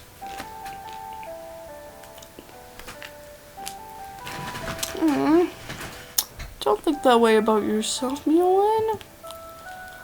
His fantasy, of course, so I can get magical throw powers like for everyone else. But for the magic coherency, it feels like it should have something to do with my real personality or abilities. And I just can't think of something to pull for that with me. What am I supposed to do? Ship the enemies to death? Draw them not very well in enemy style until they surrender? IRL, I can't fight and I don't have powers. I'm not very intimidating.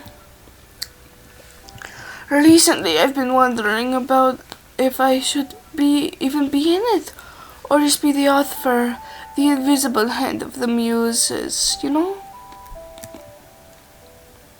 Oh, I accidentally pressed my Alt key instead of space. Really hope that doesn't do anything.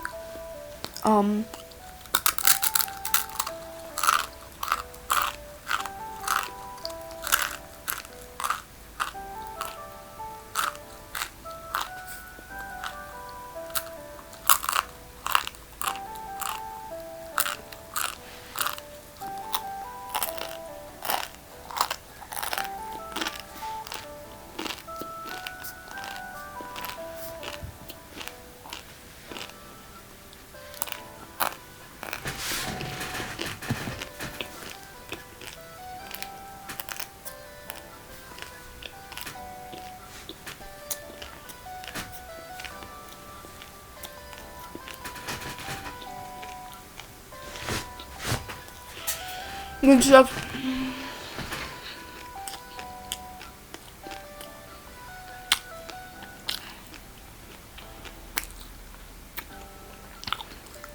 Hold on. The smile she offers you is a little bit half-hearted, which is concerning, considering muses for muses. It's such a good pun. You'd expect a little bit more enthusiasm. Enthusiasm, maybe. I don't know. What do you think? Do you think the story would be better if I just wasn't in it? Aw, jeez. The pressure of her gaze makes you feel like this is a very important decision. Oh, this is how we get. This depends what. This decides what ending we're gonna get. Oh. Okay.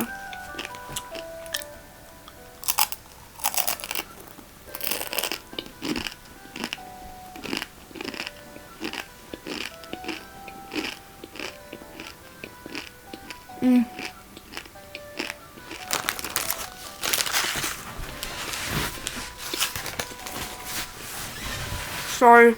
Starving, man. Oh, gross.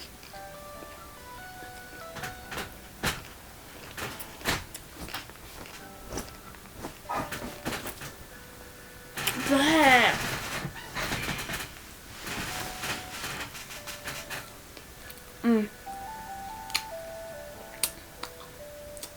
Yeah, see, it's even capitalized.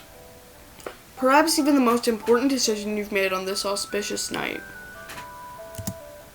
Even though it's about magical troll friend fiction. What should Meulin do about struggling to fit herself into her own AU?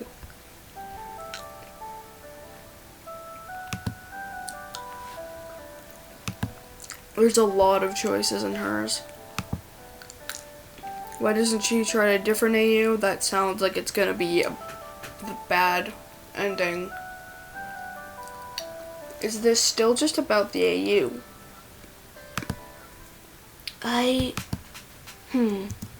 Well, Okay, you can see that question is hard for her to answer. But she can take her time. You're not going anywhere just yet. okay. I guess. Yes? Yes, what? Yes, it might have a little bit to do with real life. Okay, how so? How's she feel in real life? Aw, Meulin. I used to be kind of in that same situation with old friend groups. I was kind of just the backup. No, I was mostly ignored, and even when I considered someone my bestie, they'd always have someone, better than me. And, I didn't know how I fit in, so I empathize with her,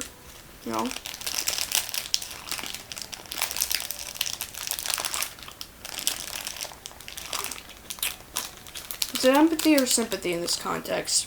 I mean, I kind of had them clearly separated in my mind before, but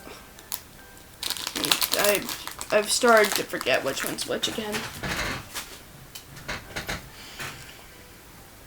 But I get it. I know how she feels. Been through that before. Mew asked that already. Sure, yeah, but she definitely didn't answer the question. And she is not distracting you from how she didn't answer the question by telling you that you'd already asked that. I feel I'm just... Oh no, please don't cry. No, you're gonna make me cry. No. Oh geez, that can't be good, can it? Probably not. You've met lots of my friends already, you know. What exactly do you know? You like to be sure of those things before you agree to them. Like how you shouldn't sign a contract without reading the fine print. You know I'm the least interesting out of everyone. I wouldn't say that. I find some of the Dance Sisters, I find some of the Befriendus trolls a bit less interesting, honestly. Some of them are, it's probably because they don't get developed at all, and, I don't know, just, I don't care much about them, okay?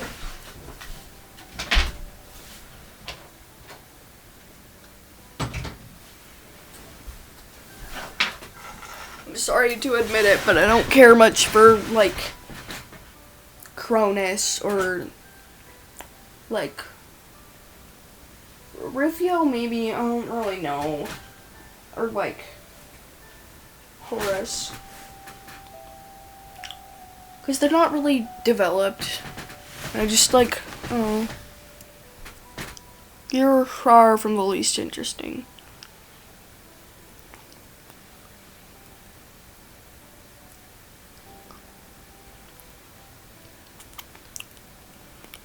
Although maybe that's a little biased, because, they're not, I don't know. Although I am still interested in all of them. I don't really outright, I'd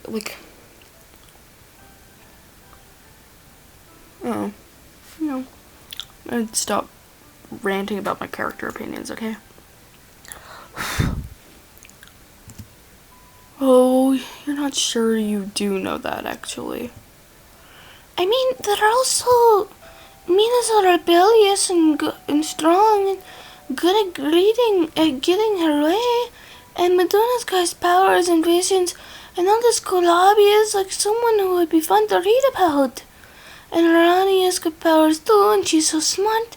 And Porum knows what she wants exactly, and she's so brave and just does things. Kinkly has a lot going for him too.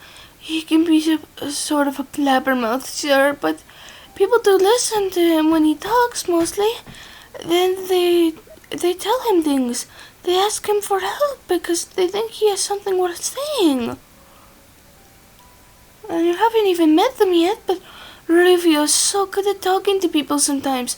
And he has cat races. And the Vlatula, of course, is so rad. And Amara can be quiet, but she's really, really intriguing and mysterious. And Cronus is a whole theme and recurring central motifs. And he knows about music, and Horace is really good at some difficult stuff because he's smart too. Literally even giving me reasons to like the characters. I was like, I don't know if I entirely care about them. Mostly the reason I'm saying I don't really care about them is because I haven't even really encountered them yet. I know nothing about them. Cronus I have encountered, and he makes me uncomfortable. I mean, seriously, dude, flirting with your own ancestor. If y'all share the same last name, don't flirt at all whatsoever. Like, even Aridin have to be like, ew, that's gross, dude. If even Aridin thinks you're gross, maybe it's time to stop. Although the one thing I do like about Cronus is the fact that he's definitely someone who's read The Outsiders and probably watched the movie too. And then made it his entire personality. Or like, I don't know, a core part of it anyway. And Carlos is just the best. He's the best, and he's so cool and fun to talk to. And he has really smart ideas. He's my favorite person to RP with and everything. He's so cool, I can't even believe he likes me back sometimes. And then She gestures to herself very broadly, though you're not sure what exactly she's indicating. I know I bore people. I know I talk too much about things that people don't think are interesting. And then I'm weird and my hobbies are weird and I'm not even as good at them as lots of people. Aw, I feel like that too sometimes, girl. Why is she so much like me? Am I realizing things about myself right now? Things I already kind of knew, but also like never really took time to think about.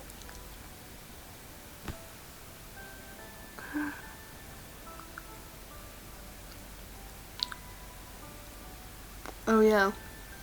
Just realized we're like halfway through.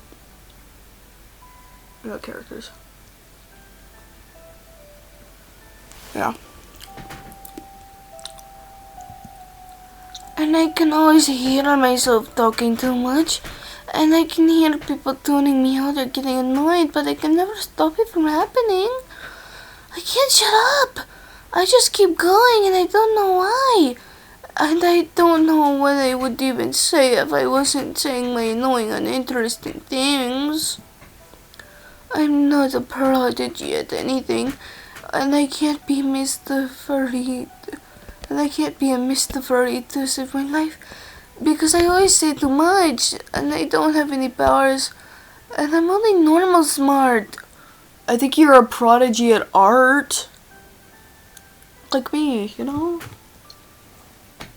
You and I, girl, we can draw. We can sit on your floor and draw. Together. I used to be a lot better at writing. I don't think I'm good at writing original stories like her, but like I was darn good at writing Wings of Fire fan fiction when I was younger for some strange reason. Yeah, I wrote an extremely long. We were asked to write a story for like ELA one year. And I think it was grade 5. And I made a extremely long Wings of Fire fanfic with my OCs and continued writing it right after turning it in. Yeah, I'm admitting this now. I come up with stuff in my head too and whatnot. Should I start writing fanfic on AO3? I feel like I would, and it would be fun. But like A, I don't know if I'm a really good writer. And B, AO3 writer's curse. Something horrible is going to befall me if I try. Like my house is gonna get blown up by a meteor or something. And I'm not good at math or robotics or doing anything cool or doing cool athletic tricks. And I don't even have a very interesting bad traits that would make me more memorable. just boring, annoying ones. I feel like I'm not even that close to a lot of my friends because they all have people they like better than me. Oh no, that hits too close to home. That hits too close to home. No.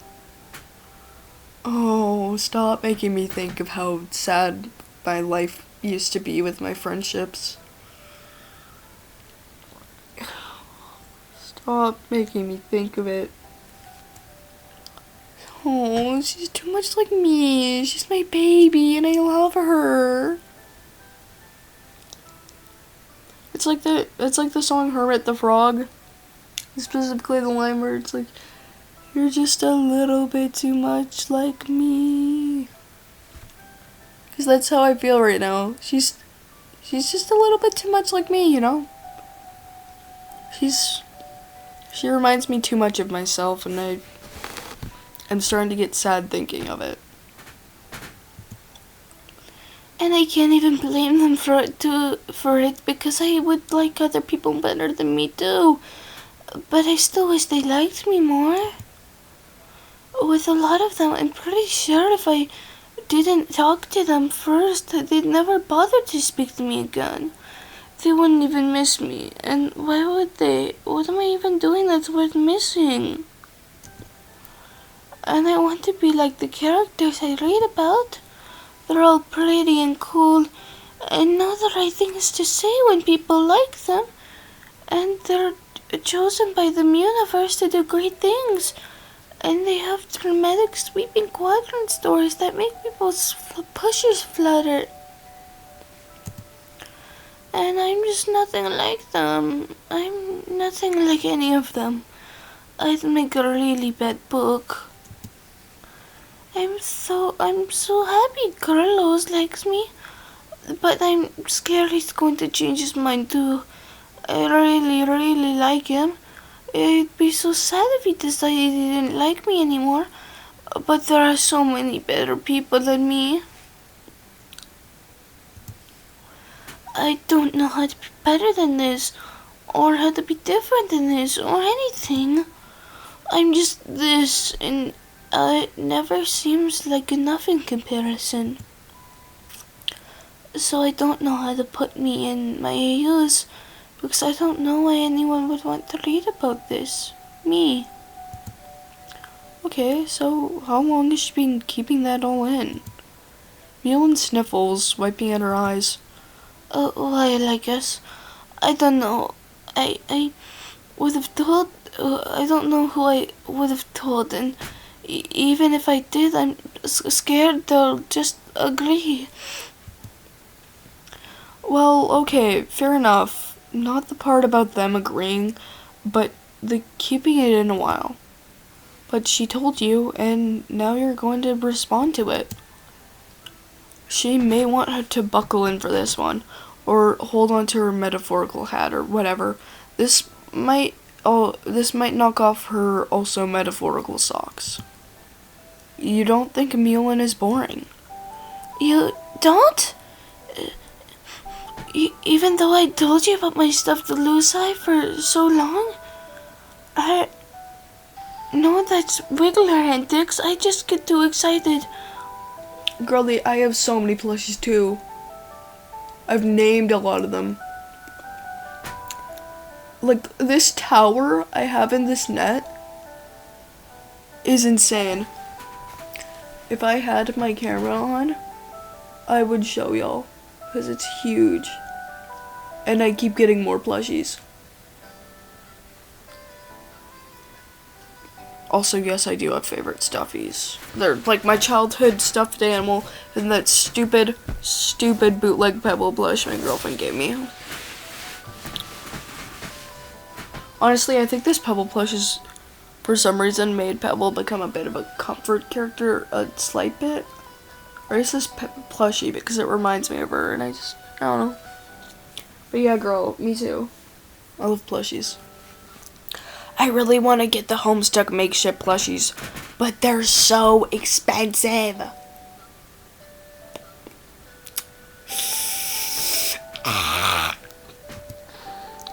You don't. It's also about how excited she is about the things she cares about, and how enthusiastic she is about creating. And it's really cool to be brought in on something she's clearly so passionate about. You liked the Plessy story. You'd even read the finished version. You really would? You really would. And you doubt her friends think she's boring either. You're positive. You're positive she livens up a chat room. And it sounds like she cares a lot about them too. And thinks very highly of them. And you can't imagine they don't appreciate that, even just a little bit. I'm surprised most of these guys haven't, seem to have not met in person in this, in Befriendus. Considering a lot of them, of course, Porum with her traveling, Mina being on the moon and living underwater, and probably the same thing with Cronus also being a sea dweller. That's understandable, but, from what seems to have happened, what not seems to have happened, what, this whole thing's still taking place in Cuddle Plume, right? And, from the fact that our character's been walking around a lot, walking to a lot of places, y'all live nearby each other. Hang out.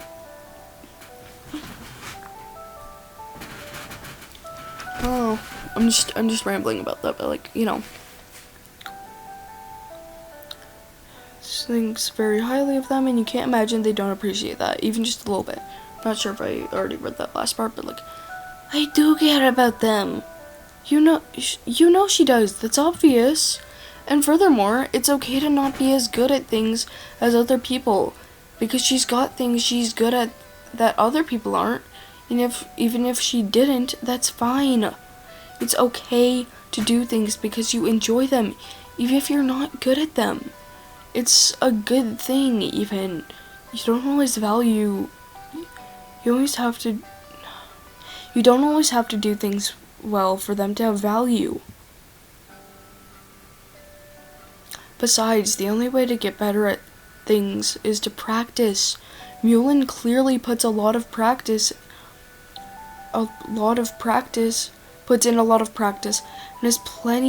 and has plenty of time to improve at anything she wants to do, whether that's her writing or her drawing, or even some fully new skills and hobbies that she can pick up at any time. Why does this feel... it's both, therapy session for the character. This feels like a therapy session for me, too. This is touching base with a lot of my own problems.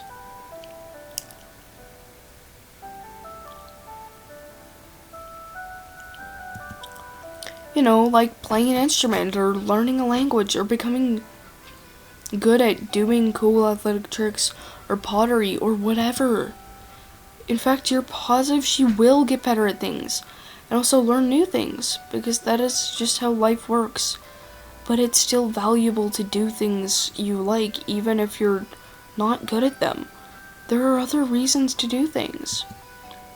You're also no teen romance therapist/expert, but you do also think it's unlikely Carlos would just stop liking her for no reason, and you'd also suggest she communicate with him and also some of her friends, maybe about things she's worried about. Communication is key. You've heard that. You've heard that on a t-shirt. You've tattooed that on an ass. Oh, okay. Oh, no, stop. Stop making me think about my own issues. I have communication issues too. I struggle to socialize, and I don't like thinking about it. Oh my god, the chain on this freaking glove is so rusted. Jeez. Oh, it's whining about disk space again. I don't know what you want me to do. I've deleted a bunch of crap.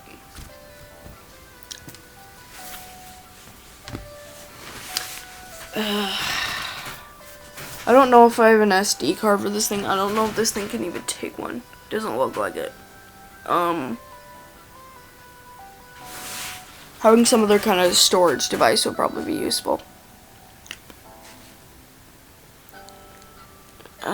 But I actually do need to worry about the storage because my laptop has told me that if I don't worry about the storage, it's going to brick itself. Like, it's just to straight up stop working, become a glorified paperweight. Which really isn't good, considering I need this thing for school. But what if I talk to them and they're just like, oh shit, you're right, Meulin. We just realized you suck and we're not going to talk to you anymore. Does that really sound like it's likely to happen? Nothing is impossible. Which of our friends sounds likely to say we just realized you suck and we're not going to talk to you anymore? Maybe Mina, because she's contrary, but she'd forget she said that later and respond to me anyway, probably. Okay, so that doesn't sound too bad, does it? But what if they think it's... But what if they think it's secretly? Even if they don't say it.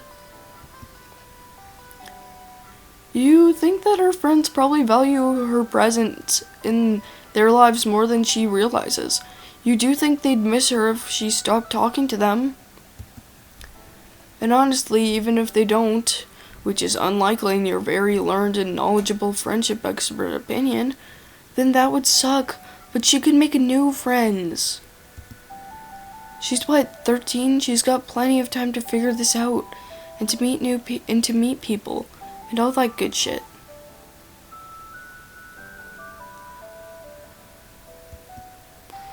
I'm 6. How old do you think I am? 13? What the hell? Okay, whatever, she's 6. I think we need to elaborate that we meant... We need to elaborate to her. But it doesn't feel like it's true that I'm actually adding something to their lives, if I have to ask. Like, if I'm good, it feels like it shouldn't be obvious. I should already know. It doesn't feel real if I'm asking. That just puts them on the spot. Of course they'd lie if I do that. You see where she's coming from there, but she has to learn to ask anyway. Because people have no way of knowing how you feel if you don't tell them. Her friends aren't mind readers. Most of them, at least. Because Arania, you know. But that's more empath. Turn off this. There, just turned out the lights because, like, having my lights still on, not necessary right now. You have to learn to ask for reassurance when you need it, and trusting the answer, trusting the people around you to tell you the truth, and to let you know if something's wrong. That's a choice you choose to make. Oh gosh, it's just... Hearing this, it feels less like... I mean, obviously MSPA reader is talking to Meulin, but it also feels like I'm the one being talked to. And it's like... I don't know how to feel about that. You know? It's like... it's sitting too close to home. I'm uncomfortable, but also strangely comforted. It's a choice you make and then keep making over and over. It's something you learn to do, even if it doesn't come easily at first. Even if sometimes it goes badly. Your main point really is that Meulin has time to grow, and will learn more things and meet more people and grow. Also, that you really enjoy getting to spend time with her today, and learning what she's excited about, and that you're sure her friends enjoy it too, even if they don't always show it in a way that she understands, and that she's a lot harder on herself than you think she deserves. Meulin sniffles again. And then she just about barrels you over with a hug that compresses your lungs nearly flat. It is only through the magic of friendship that you avoid instant death, really, which is some magical troll shit right there. Thank you. Really, really, thank you very, very much. No problem. What are friends for? Yeah, friends. We're friends now. We did it. We achieved it. The friendship. And you know what that means? You do not know what that means, but it's nice to see your smile again. It means we are really gonna get you in a friend fiction AU ASAP. Oh? Oh, is that what that means? Are you guys still doing that? Yeah. Let's go, champ. We are making AU. We are making a brand new one in honor of our brand new friendship. Oh, okay. You admit you're rather new to friend fiction AUs, though, so where exactly do you start? I do a lot of my brainstorming with colored pencils and drawing ideas. She flops on the floor and pulls out a truly impressive array of colored pencils and sketchbooks out of thin air, and she pats the floor until you join her down there. I think Meulin gnaws on her lower lip for a long, thoughtful moment, which you are loath to interrupt. I think maybe I'll start with figuring out my place in the new AU first, if that's okay. You think that's a great idea? And I'll try to take your advice. Thank you. Now, drum roll. Who wants pastel colors? You're not sure what will happen will happen next in this crazy journey you call life. But you do know you and Meulin are going to sketch out some friend fiction concepts, and that you've added a new friend to your collection, but not in a weird serial killer way, and that seems like a pretty good start to you.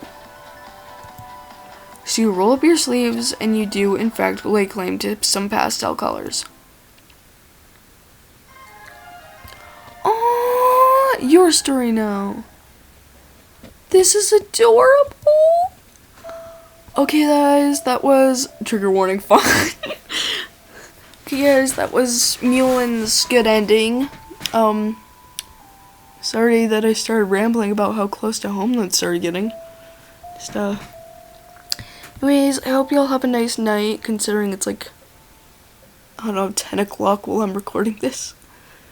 So, good night, everyone. Bye. See you in the next one. I'm gonna go free up some storage space.